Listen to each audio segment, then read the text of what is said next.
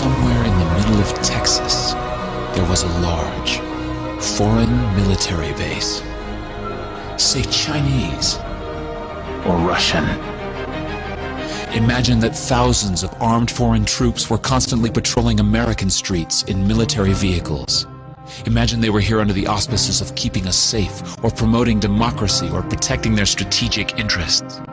Imagine that they operated outside of U.S. law and that the Constitution did not apply to them.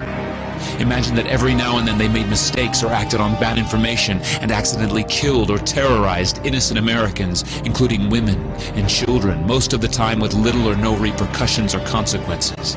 Imagine that they set up checkpoints on our soil and routinely searched and ransacked entire neighborhoods of homes. Imagine if Americans were fearful of these foreign troops and overwhelmingly thought America would be better off without their presence. Imagine if some Americans were so angry about them being in Texas that they actually joined together to fight them off in defense of our soil and sovereignty because leadership in government refused or were unable to do so. Imagine that those Americans were labeled terrorists or insurgents for their defensive actions and routinely killed or captured or tortured by the foreign troops on our land. Imagine that the occupiers' attitude was that if they just killed enough Americans, the resistance would stop. But instead, for every American killed, 10 more would take up arms against them, resulting in perpetual bloodshed. Imagine if most of the citizens of the foreign land also wanted these troops to return home. Imagine if they elected a leader who promised to bring them home and put an end to this horror.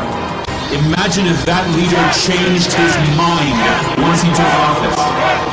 The reality is that our military presence on foreign soil is as offensive to the people that live there as armed Chinese troops would be if they were stationed in Texas.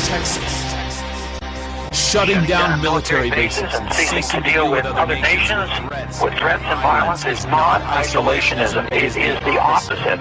Opening ourselves up to friendship, honest trade, and diplomacy is the foreign policy of peace and prosperity.